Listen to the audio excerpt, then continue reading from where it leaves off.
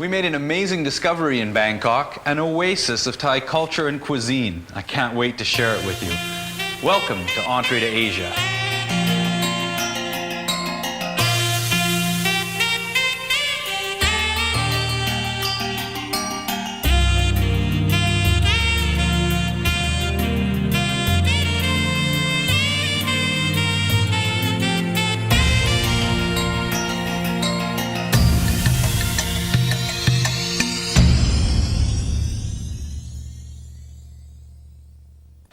Hosting Entree to Asia has transported me to some very unusual places and given me the opportunity to meet some truly interesting people.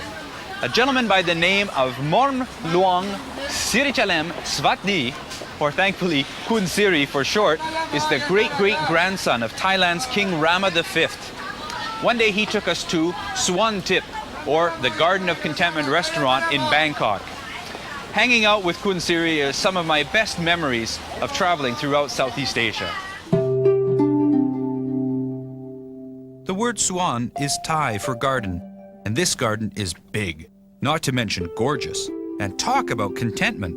Partially hidden behind trees, flowers, and shrubs, sit old-style wood pavilions where you eat the most wonderful royal Thai cuisine while watching the sun set on the historic Chao Phraya River. The mood of the place is quiet, peaceful, and cheerful, while the servers, dressed in traditional costume, make all those myths about Thai hospitality come true. Kun Siri is a classically trained French chef, whose father, Momrachawang Tanatsi Swati, or MR for short, is also a well-known gastronome in Thailand. Coming from a well-loved family of Thai gourmets and working as a classical French chef, has given Kun Siri a privileged view towards explaining both cuisines, as you'll see. Thai curry, prior to opening up, portrayed prior to around 1600, didn't have any coconut No way. milk. As Thai curry goes, your gang pa, have you ever tried gang pa? Sure, I love gang pa. It has no coconut milk. Now that's the original. hunter curry? A hunter style curry. Okay. But that's basically the recipe that is done before coconut milk came. Coconut milk came when the Indians came into this country. I see. And they had milk, they had goat's milk on this type of stuff. And we had coconut milk already, we used it in our dessert, but it never dawned on us that we should use it in our curry. And these Indians came in and said, well, why don't you put it in our curry? Wow. So that's when we started having gang keo wan, which is our green curry and red curry and panang and everything else. With the coconut milk basis? Yes. And before that, it was mostly just water? Water. Tom yam is original for sure. Right? With water? With water. When we go and cook the Thai green curry, then we can talk about all this. Excellent. Well, I'm ready to learn about that. Let's Please lead on. Fantastic. Keo wan, this is keo, is green, wan is sweet. And the green color of the curry comes from the chili peppers. So abundant chilies gives the green color, and the sweetness will come not just from the coconut milk, but from another source? From palm sugar. Okay. Fantastic. Or coconut sugar. And again, this is not as rich or as thick as Penang. Have you ever tried? Sure, we've heard of Penang curries, Musaman curries, and so on.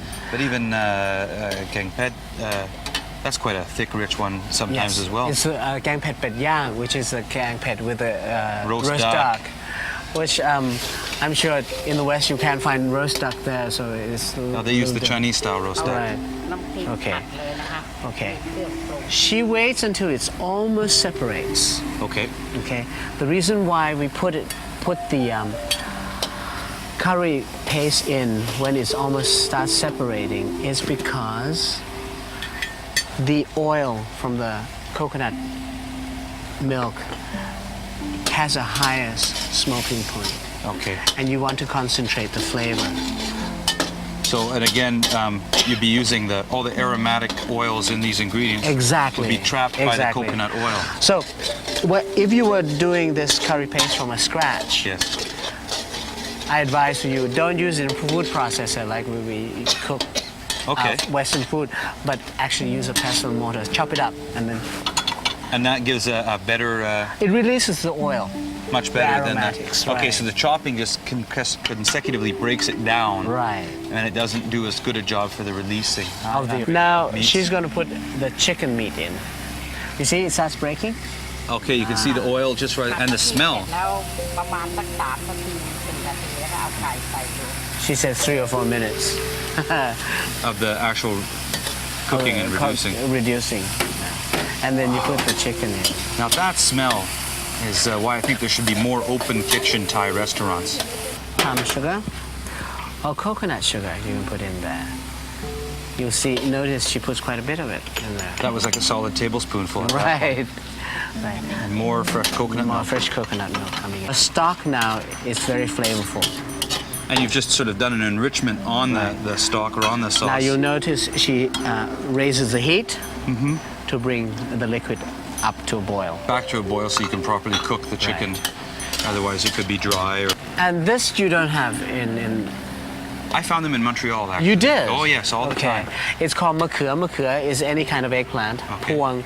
It comes in bunches because it's a tiny little thing. It's very crunchy and a little bitter. We see them often referred to as green pea. Green pea, but it's... Green pea eggplants. Yes, right. And of course the restaurants will actually put green peas in the curry for the appearance. She just put in kaffir lime leaves. Of course, Thai food, all these kaffir lime leaves and everything. They're so amazingly fragrant. Uh-huh. I've heard the kaffir lime referred to as the perfume lime back home. Oh, really? Has an amazing aroma. And this is Thai basil by Horapa. By Horapa. Right. This is the basil with the red flower, a reddish stem. Here we go. Can we see that flower?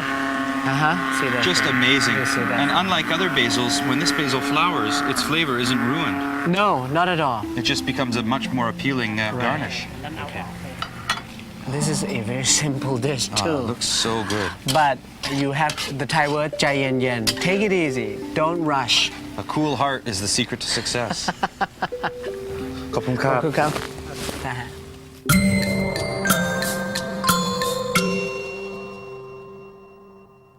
I've always been fascinated by curry paste, and in particular, how they're made. It's quite a fascinating obsession, really.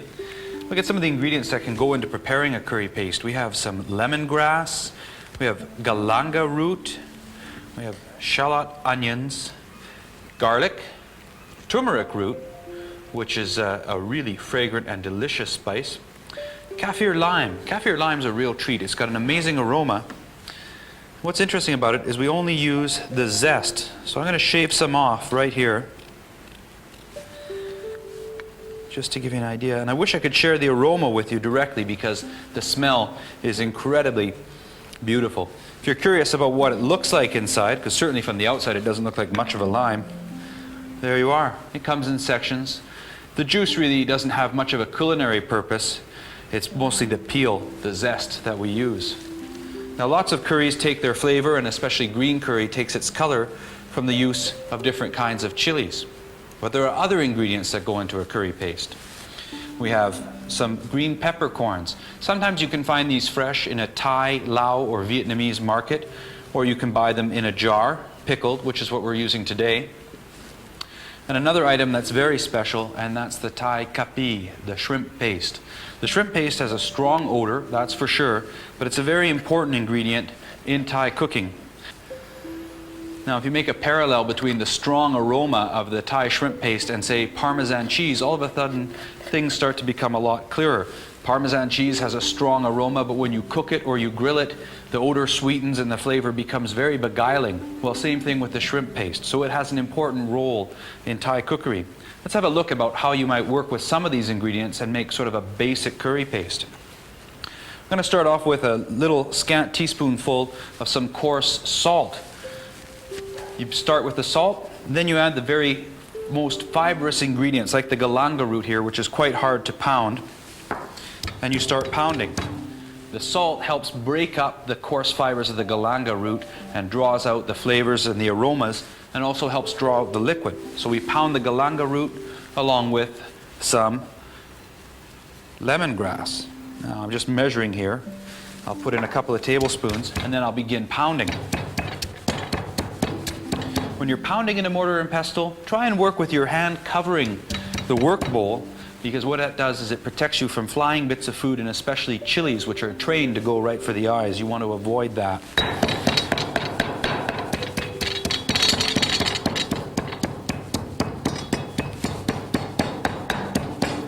Now, if you have neighbors living downstairs, you have to time carefully your chili paste or your curry paste pounding, because they'll know when you're making it, and the next thing you know, they'll be knocking at your door, and more likely than not, they won't be saying, hey, that's too much noise. They'll be saying, oh, you're making curry again, eh? You got room for another person?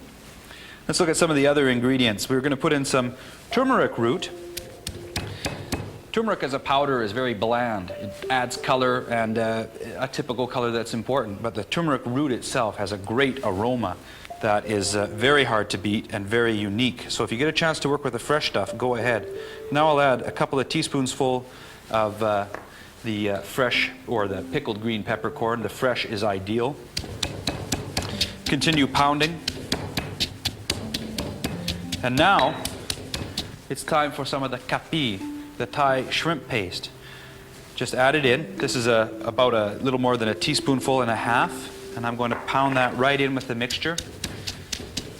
This helps loosen things up and smooth out the texture while you're pounding. And we've got more to go. There's garlic, shallot onions, and chilies. Now in this case we're making a green curry paste, so a lot of fresh green chili gives it its typical aroma and flavor, and of course the color, most importantly of all. And you just keep pounding and pounding and pounding, and it goes on. In reality, it takes about 35 to 40 minutes to pound a curry paste from scratch. So I enjoy doing it at home, and you might find it a fun thing to do too. But often, if we're in a hurry and we want to have some nice Thai food, right away because we want to taste it, it's so good, you can use a ready-made green curry paste. These can be bought from the store, and they come in many different forms. What I like to look for, though, in a curry paste is just the natural ingredients, no preservatives, no added flavorings or anything out of the ordinary. And if you can find a product that has been pre-cooked, that is to say, simmered with oil in order to trap the aromatic flavors, that's a premium product and one that I would choose to use above other ones.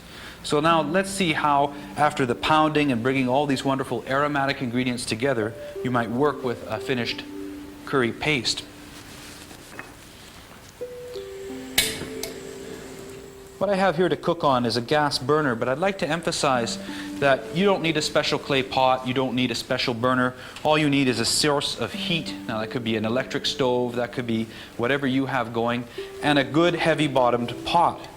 Because this next stage here is where you take the richest part of the coconut milk. I'm using canned coconut milk here, and what happens with canned coconut milk, the richest part rises right to the top of the can, so you can easily scoop it right off the top and into your cooking pot. What you do with this cream is you boil it. All the water evaporates, and what's left behind are the coconut sugars and the coconut oil, which you'll be cooking in. This is a very traditional Thai approach, and what's interesting about it is as you reduce this rich cream, bits of it start to caramelize. The coconut sugars begin to caramelize, and it's this caramelized coconut that gives a beguiling flavor to the curry that you're making. So the water will boil away. I'll raise my heat a little bit to accelerate this process. When the water is gone and you're left with the coconut solids and the oil, that's when you're going to add the curry paste. And what happens there is something really important. The coconut oil, and in this case we could be talking about any kind of oil, traps the flavor of all these aromatic ingredients in the curry paste. If you simply put them into water or coconut milk just as it is and boiled it, well, all the aromatic flavors would evaporate. They're volatile, and that quick evaporation is what volatile means. So we need a way to keep them, and the best way to do that is to cook them in something oily. So it could be corn oil, it could be any oil of your choice really, except perhaps olive oil, because that's not part of the Southeast Asian region. And then that captures the aromatic flavors. They'll stay in your dish, and then what's important is they'll get to your mouth or your friends, your guests' mouths, and that'll surprise everybody and be very pleasant. You have to be careful when you're reducing the coconut milk, especially the cream, because, as I've said, there's two parts there. Three, really, if you count the water. There's the water, there's the coconut solids, the sugars and so on, and the oil. So, it's fine. The oil, it's not likely to burn. It takes a lot of heat. But the sugars and the solids, well, they can burn quite quickly. So you want to pay attention. You want to stir. And when it starts to look all nice and thick and very creamy, in a short moment afterwards, it'll begin to break. You can wait until it's very obvious. If you watch this for a long time, follow this procedure carefully, it'll completely separate. You'll see the solids, you'll see the oil. But you don't have to go quite that far. Right now, I've got a wonderful texture and lovely looking caramel building up on the sides, so I know it's now time to add the curry paste. Let's trap those aromatic flavors into the coconut oil and keep them there. That's why before, when I said I like a curry paste that has already been pre-cooked with a bit of oil, that's the one to choose, because you know those flavors are there the way that you want them to be. We'll let this cook for a moment. And let's look at some other things we can do. Since you're working with a prepared curry paste, let's say, pretend you haven't made your own from scratch, well, you might want to add your own touch. You might want to give it your own particular household flavor. Certainly, that's how it's done in Thailand. At this point, I'll lower the heat a bit. It's important to be careful with your coconut milk products. And I think you can see now how it's beginning to separate quite nicely. You can see the oil rising on the top, the last of the steam boiling away. This is the time to add more enrichments or more flavors. What I have here are some Thai lime leaves, kaffir lime leaves. Now these are the leaves that come from the kaffir lime fruit that I just showed you. We took some of the peel and included that in the curry paste. But we're going to take 3 of the leaves now and scrunch them up. Nothing fancy. Scrunch them up. Now we trap their flavors in that oil. More aromatic ingredients, more flavor, more taste. Now it's time we can add some chicken. It could be chicken, pork, beef. I like fish and seafood, especially with a green curry. Keep in mind there's lots of different types of Thai curry pastes. There's green, there's red, there's yellow. There's a curry paste called gang ba. There's a curry paste called musaman or Muslim, and there's also a Penang style curry which has a Malay flavor to it, but one that the Thais particularly love. What we're doing here now is just simply sealing the chicken with this hot coconut curry paste mixture. In typical Western cooking, we want to take chicken or any other meat that gets simmered and brown it on a hot pan, both sides, sealing it all up. What happens there is we get all kinds of caramels happening. That's when the food goes brown, the meat starts to brown. Well, that's caramel developing. In Thailand, however, one option is to let the coconut caramelization take that role. Now all that's necessary to keep the chicken from becoming dry and tough is to simply cook it with enough of a vigorous heat so that it changes color. Once you see the chicken whitening throughout, all over, then you know it's sealed, it'll keep its juices, and it'll come out tender and delicious the way it should. So while we're waiting for this to happen, let's add a tiny pinch of salt, and I do mean tiny, and a little bit of white sugar. I'm going to add about a teaspoonful. Why sugar? First off, it's an important part of the Thai flavor. But most importantly, this green curry paste is made with a lot of chili. It has a lot of heat. You want to balance heat. Thai flavor is all about balancing. You balance sour, salt, sweet, hot, and bitter. In this case, we've got a lot of hot, and the direct balance for heat in terms of spice is sugar. If you find that your Thai curry is coming out a little bit too spicy for your liking, well, why not increase the sugar a little bit? Since you can't reduce the chili that's already in a pre-made curry paste, well, you can balance it by adding your own sugar. This is why making curry pastes at home becomes a fun thing, because you begin to add your own flavors and your own kind of balances. But here we add a bit of sugar. Let's add some fish sauce as well. Here's a lovely brand of fish sauce, and really, fish sauce should have an appealing aroma. It's got a fishy smell, yes, and to tell you the truth, it's made from anchovies. So really, it's not that strange an ingredient. It's kind of like a soy sauce made with anchovies. And when you buy a brand new bottle, it smells fantastic. So a good solid tablespoon of fish sauce goes into the curry. We'll stir that around. That gives it a typically Thai flavor. Now that the meat has changed color and we're ready to go on with the cooking, we want to watch out about any burned or dark spots here. Just work them away with some of the chicken before they get too dark. That way you can work with a vigorous heat, and don't worry about burning. Just move the chicken around to sort of lift off or deglaze those caramelized spots. Well, that all brings us now to the point where we're going to add some coconut milk. I can turn down my heat at this point. Now we'll add some coconut milk. This is your cooking medium, and we think of it as very typically Thai. It's interesting to note, as we just learned, that the coconut milk really was brought to Thailand by the Indians.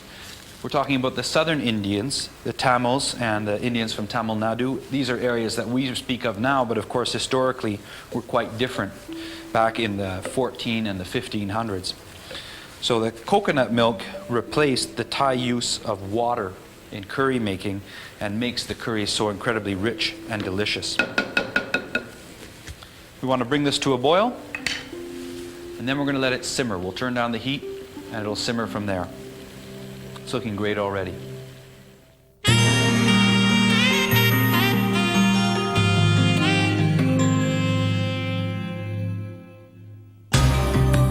Day 7. A lot has been said about the hustle and bustle that is Bangkok, about the noise and the incessant traffic that invariably turns into gridlock at a moment's notice, about the humidity and the sometimes stifling heat that adds to the ailment. Well, I have found the antidote.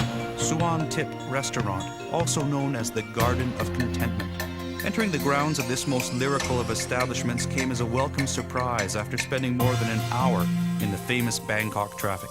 After a long walk from the road and through a beautiful serpentine hedgeway, I was met by large areas of green landscaping.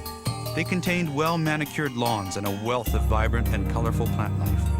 It would have been enough to find only this fountain at the end of the walk, but true to the nature of Thai hospitality, this was just the beginning. Well, now our green curry is just about ready here, and let's look at some other sort of elaborations we can do with that. I have in front of me here quite a nice selection of eggplants. These are fun. These are Thai wild white eggplants, and they're very delicious and they have a really nice texture. These ones here that are round, these are very commonly referred to as Thai eggplants, and they're really traditional, very good taste. Here's some that we've cut up a bit, and they're ready to go in the curry. Now I'm going to add these in. You could be adding any kind of vegetable that appeals to you at all. Could be something fresh from the garden, some potato, some frozen peas. It really doesn't matter. Just add the vegetables because it wouldn't be a Thai curry without the vegetables. Let's have a look at what else we can do to make this delicious. Well, Thais like to use a little bit of the Thai basil, and this is an interesting plant. Look at the color of the flower here. It's beautiful and red. Now, unlike other basils that when they flowered, the flavor is gone and they're basically finished, the Thai basil is quite unusual. It develops this beautiful red flower. It keeps its flavor, so it gives us lovely garnish and also a delicious herb to work with. And I'm just going to put a small handful of the leaves in the curry and give them a nice stir, incorporate their flavor. And then there's another 2 steps we can look at to make this a spectacular dish for home entertaining. Earlier we talked about using the Thai lime leaves, the kaffir lime leaves in the curry. They're in there, they're adding their flavor. You can garnish with them as well. I have this, look at this lovely fine shreds of lime leaf. I've just stacked up 2 together and then carefully, slowly working with the knife, I just shave off the tiniest bits. Now obviously this requires a little bit of practice, but not very much at all, and you can end up with some lovely fine bits of the lime leaf. And at that point they go into the curry, they look good and they taste great. So here we are, the green curry with chicken, Thai eggplants. Let's take a bit of coconut cream right from the top of the can of the coconut milk, and we'll just lay this right on top. What a nice contrast this creates.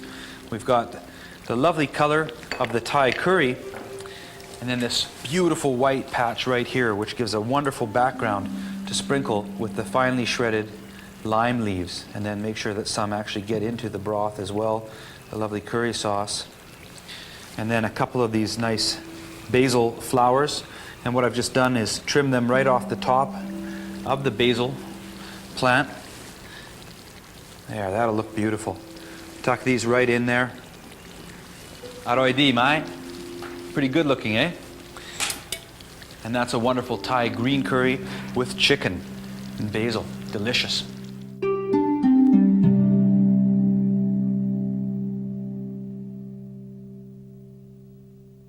Kun Siri shared a lot of great secrets with us about Thai cookery, and I'm looking forward to sharing more of them with you next time. I'm Thomas Robson.